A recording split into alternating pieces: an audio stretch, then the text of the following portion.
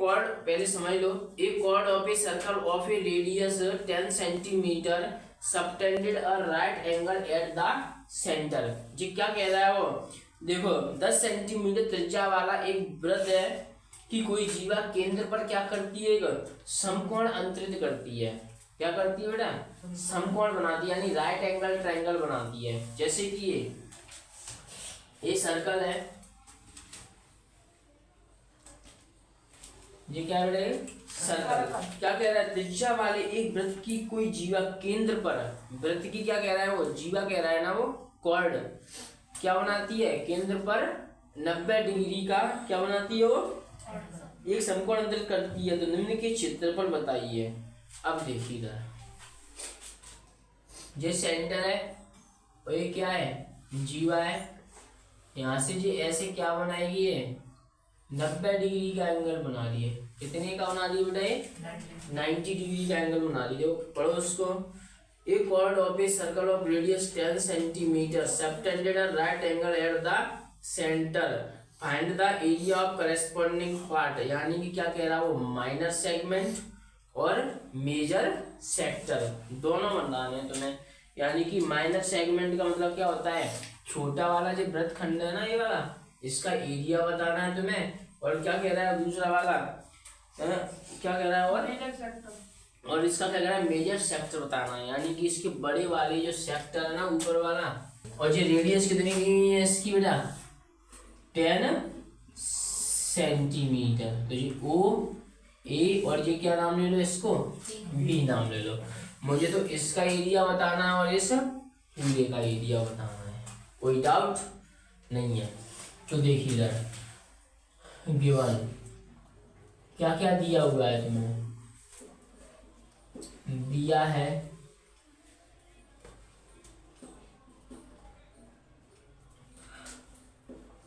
Radius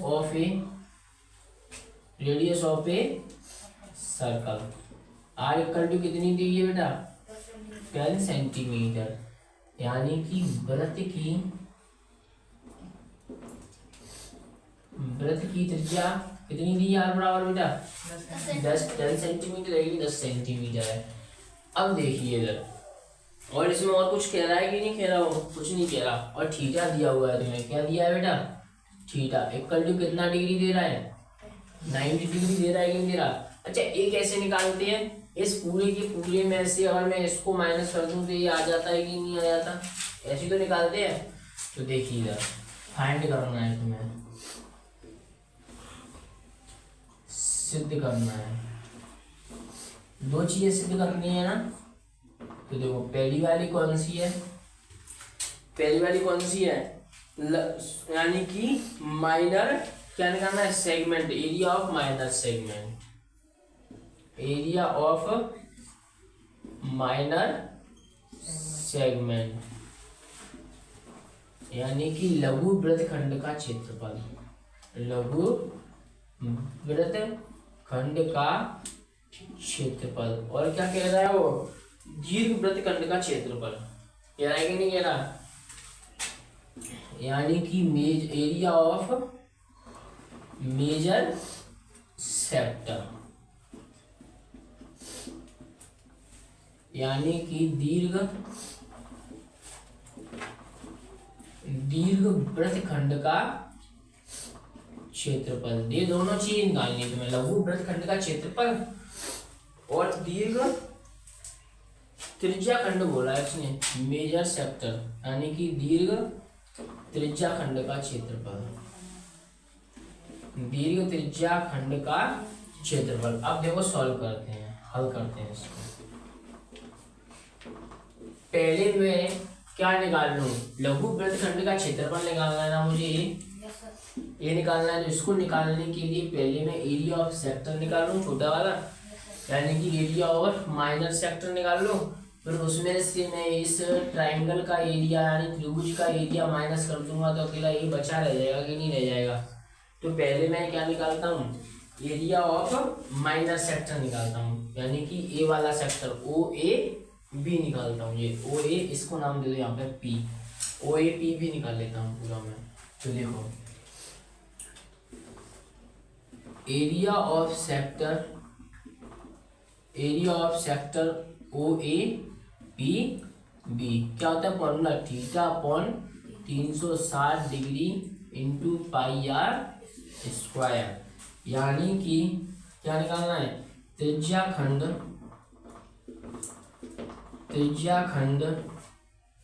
O A P B का क्षेत्रफल, त्रिज्या खंड ओ ए पी बी का क्षेत्रफल निकालना है। थीटा कितना दिया हुआ है तुम्हारे पास बेटा 90 डिग्री दिया हुआ है, तो यहाँ पर 90 लिखो अपॉन में 360 डिग्री लिखो इंटू पाई की वैल्यू कितनी है 22/7। आर कितना है बेटा, आर कितना है 10, तो 10 रखो। देखो 90 से कट जाएगा कितनी बार 4 बार, तो ये क्या बच जाएगा 1/4 इंटू 22/7 इंटू इसको कितनी बार खोल दो 2 बार खोल दो, तो कट रहा है काट लो। देखो 2 2 जा 4, 2 बन जा 2, 2 बन जा 2, 2 से इसको काट दो, 2 5 जा 10, 11 5 जा कितना होता है 55 into 10 centimetre upon 7 centimetre square हो जाएगा कि नहीं हो जाएगा बताओ। अब देखो 55 का मल्टीप्लाई जैसे करेंगे तो 550/7 और सेंटीमीटर स्क्वायर, नहीं आया समझ में, आ गया। तो 550/7 सेंटीमीटर आ गया क्या एरिया ऑफ माइनर सेक्टर, यानी कि ये आ गया ओ ए पी बी। ठीक है, अब मुझे क्या निकालना है, जे निकालना है ना, तो पहले मैं इसका एरिया निकालूंगा कि निकालूंगा। वैसे ये देखना ये क्या बनना है 90 डिग्री बन रहा है कि नहीं बन रहा है, 90 डिग्री बन रहा है, तो इसके लिए एक परपेंडिकुलर हो जाएगी, एक हाइपोटेनियस, एक बेस हो जाएगी कि नहीं होगी बताओ, तब भी वही आएगा। लेकिन हमने तो एक चीज पढ़ी है, ऐसा शुरुआत से वही पढ़ा हूं मैं, तो कौन सी वाली कि मैं पहले यहाँ से क्या डालूंगा, इसमें एक परपेंडिकुलर डालूंगा, वो क्या कर देगा इन दोनों को, क्या करता है बाइसेक्ट करता है कि नहीं करता, यानी कि वृत्त के केंद्र से जीवा पर डाला गया लंब जीवा को क्या कर देता है, दो बराबर बराबर भागों में बांट देता है। नहीं आई समझ में बात। तो देखो तो ये दोनों बराबर है, ये दोनों भी बराबर होंगे, तो एक दो बराबर भागों में बट गया, तो ए भी कितना हो जाएगा 45 होगा, और ए भी कितना होगा 45 होगा कि नहीं होगा बताइए। और इसकी हाइट कितनी ले लूँ मैं, एच ले लेता हूँ, कितनी ले लेता हूँ एच, तो एच निकल आएगा, एच लो चाहे मत लो, मुझे तो ओ एल निकालना है और ए एल निकालना है। ए एल जितना होगा उतना एल भी होगा कि नहीं होगा बताओ। तो बेस मिल जाएगा मेरे को और हाइट भी मिल जाएगी। तो 1/2 आधार गुणा ऊंचाई क्या होता है, त्रिभुज का क्षेत्रफल होता है कि नहीं होता, एरिया ऑफ ट्रायंगल होता है कि नहीं होता। तो निकालो, देखो हमने एक ही चीज पढ़ी है उसी से कराऊंगा, वैसे आप तो इससे भी सकता है। तो देखना in triangle O A B, यानी कि त्रिभुज ओ ए बी में क्या किया है मैंने, ओ एल परपेंडिकुलर किस पे किया है बेटा, ए बी पर किया है कि नहीं किया। ओ एल परपेंडिकुलर किस पर हो गया, ए बी पर, तो इसका मीन्स क्या हो जाएगा, ए एल इक्वल टू किसके हो जाएगा बेटा, एल बी के हो जाएगा कि नहीं हो जाएगा। अब लगाइए देखिए, और थीटा कितना आ गया 90 के 45 होगा, अब 45 हो जाएगा ना, अब तो 90 तो इस पूरा वाला हो जाएगा, इसको क्या मान के चलो 45 मान के चलो। तो देखो ये क्या है परपेंडिकुलर है और ये क्या है हाइपोटेनियस है कि नहीं है बताइए। ये परपेंडिकुलर और ये हाइपोटेनियस, परपेंडिकुलर अपॉन हाइपोटेनियस क्या होता है, यानी कि लंब बट्टे कर्ण क्या होता है, क्या होता है साइन होता है। नहीं याद है तो ये तो याद है ना सबको, लाल बट्टे कक्का, तो साइन कॉस टेन, लंब बट्टे कर्ण क्या हो रहा है साइन हो रहा है कि नहीं हो रहा है, लंब बट्टे कर्ण क्या हो रहा है साइन।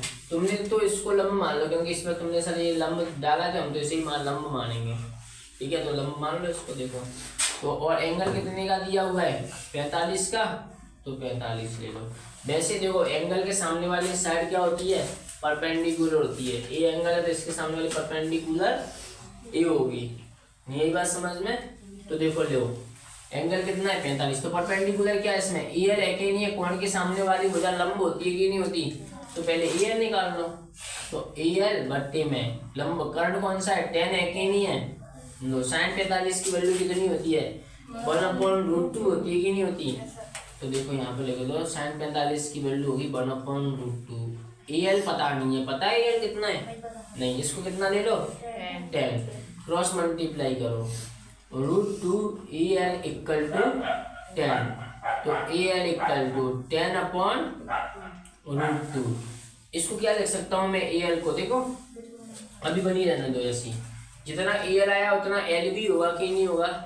अभी मुझे निकालना क्या है, ओ एल और निकालना है। अभी तो मुझे ओ एल और निकालना है कि नहीं निकालना।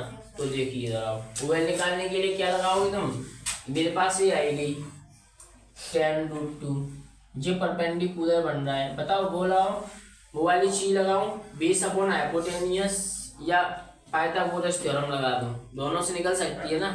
जहाँ 90 डिग्री का कोण बनता है वहाँ पाइथागोरस थ्योरम लगाते हैं। मैंने तो तुम्हें कैसे बताया, पाइथागोरस थ्योरम से बताया, पिछले सवाल भी बताए हैं। तो जैसे मैं तुमको पाइथागोरस थ्योरम ही लगाता हूँ, और हम ये लगाना चाहें तो ये भी लगा सकते हैं। ये क्या हो जाएगा, अगर परपेंडिकुलर हो गया तो बेस ये हो जाएगा, हाइपोटेनियस ये हो जाएगा। एक इससे भी कर लो जिससे बना रहेगा यार। वो वाला तो तुम्हें आता है कि पाइथागोरस थ्योरम लगा के करना।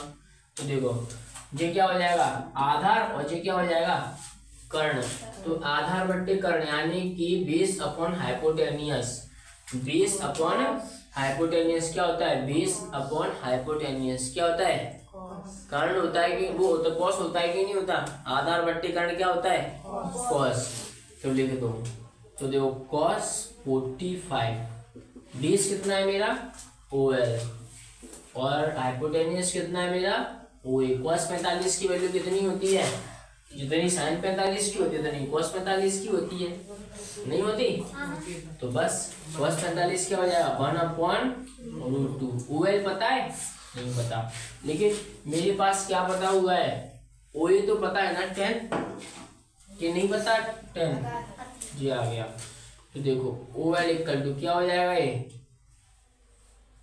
ओ एल का पहले इससे मल्टीप्लाई करो, O L √2 O L equal to क्या हो जाएगा 10।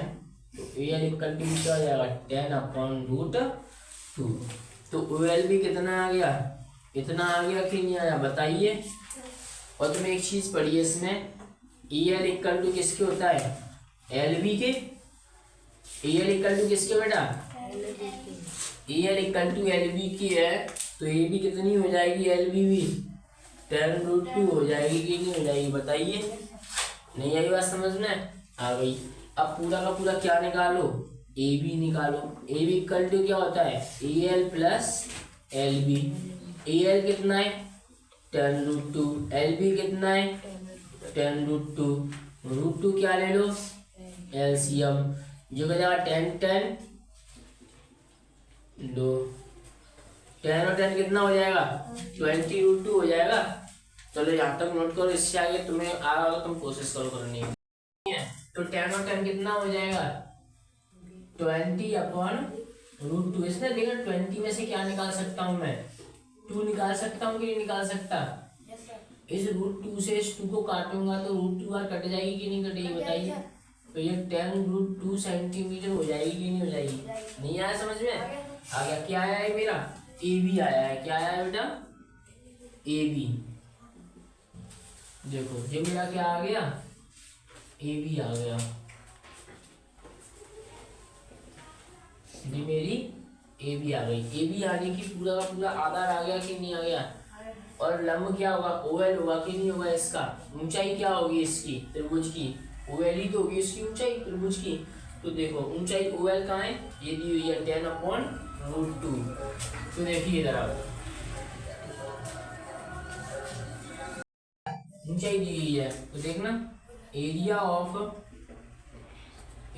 Triangle O A B equal to क्या होता है 1/2 बेस इंटू हाइट, यही तो होता है त्रिभुज ओ ए बी का क्षेत्रफल।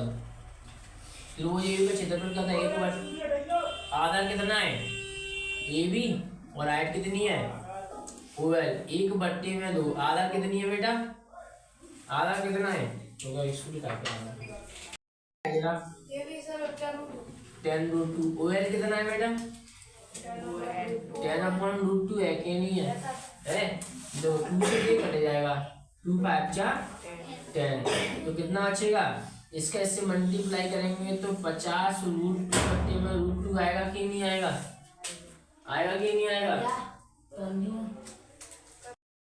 2 से √2 कट गया कितना बचेगा 50 सेंटीमीटर आएगा कि नहीं आएगा 50 सेंटीमीटर स्क्वायर आ गया। अब मुझे निकालना क्या है इस वृत्तखंड का क्षेत्रफल निकालना है कि निकालना है तो देखो वृत्तखंड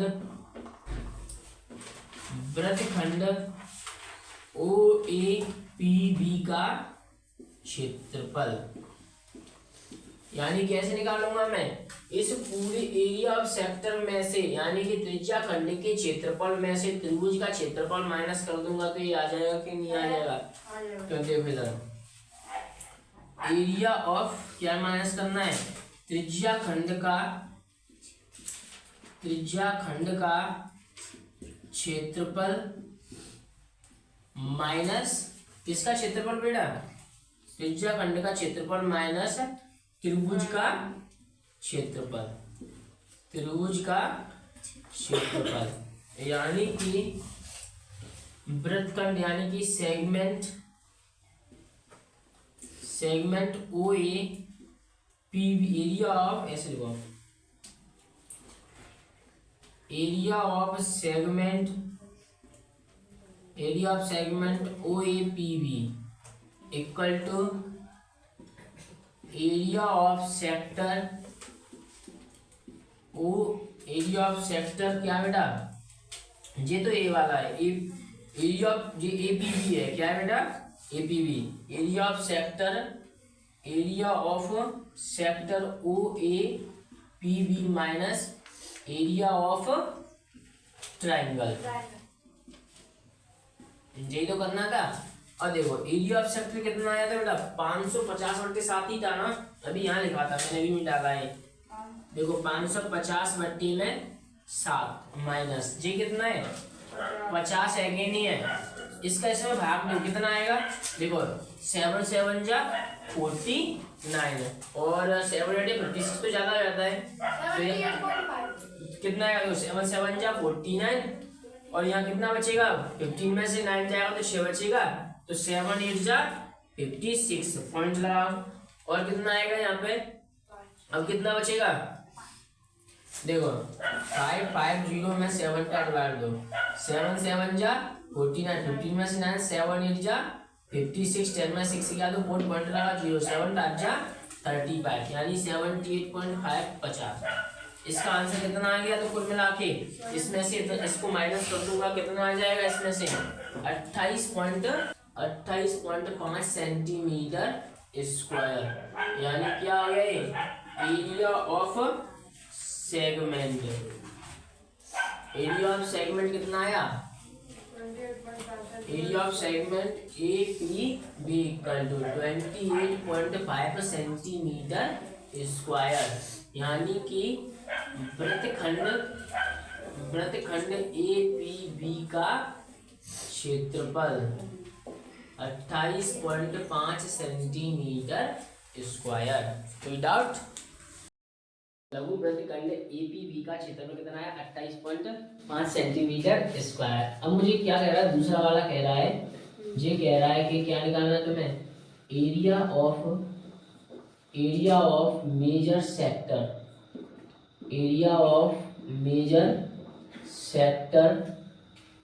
ओ मेजर सेक्टर कौन सा है जो ऊपर वाला है मेजर सेक्टर ये तो कौन सा हो गया माइनर सेक्टर हो गया। अगर इस वाले पूरी वृत्त के क्षेत्रफल में से मैं अगर ये माइनर सेक्टर में माइनस कर दूंगा यानी छोटा वाला त्रिज्या खंड का क्षेत्रफल में माइनस कर दूंगा यानी OAPB माइनस कर दूंगा तो जो ऊपर वाला आ जाएगा कि नहीं आ जाएगा। देखो एरिया ऑफ मेजर सेक्टर देखो यहाँ पे बढ़ेगा नहीं यहाँ लिखता हूँ मैं यहाँ पे सेकंड वाले को area of major sector equal to क्या होगा पाई r स्क्वायर के एरिया में से area of area of minor sector क्या कर दिया है इसमें से, माइनस कर दिया है। Minor sector O A P B क्या कर दूं इसमें से, माइनस। यानी कि दीर्घ त्रिज्या खंड का क्षेत्रफल, दीर्घ त्रिज्या खंड का क्षेत्रफल कैसे निकलेगा, पाई आर स्क्वायर माइनस त्रिज्या खंड, लघु त्रिज्या खंड, लघु त्रिज्या खंड ओ ए पी बी का क्षेत्रफल। ये माइनस कर दिया जाए तो क्या आ जाएगा, पूरा का पूरा मेरा एरिया निकल के आ जाएगा। अब देखो ये कितना है 22, इसकी वैल्यू कितनी दी हुई है मुझे 3.14 इंटू आर कितना है 10 सेंटीमीटर रेडियस मेरी, तो ये 10 सेंटीमीटर का स्क्वायर माइनस लघु त्रिज्या खंड का क्षेत्रफल निकल के आया था मेरा 78.5 सेंटीमीटर स्क्वायर। ये तो वृत्तखंड का क्षेत्रफल है, लघु वृत्तखंड यानी इसका क्षेत्रफल है एपीबी का। अब देखिए इसको करते हैं 3.14 मल्टीप्लाई 10 का square 100 centimetre square 78.5 centimetre square. इसका इसमें मल्टीप्लाई करूँगा तो 314 centimetre square minus 78.5 centimetre square. अब 314 में से 78.5 क्या करो माइनस, इसमें पॉइंट नहीं है तो पॉइंट लगा क्या कर लो, जीरो बढ़ा लो। पॉइंट के नीचे पॉइंट 78 का 78 5 का 10 में से 5 गया तो 5 पॉइंट लगाओ। यहाँ 3 बचा, 13 में से 8 गया तो 5, यहाँ 10 बचा, 10 में 7 गया तो 3, यहाँ कितना बचेगा 2। तो कितना आया 235.5 सेंटीमीटर स्क्वायर। तो यहाँ पर लिखो दो so area of major sector equal to कितना आया 235.5 सेंटीमीटर स्क्वायर। अतः दीर्घ त्रिज्या खंड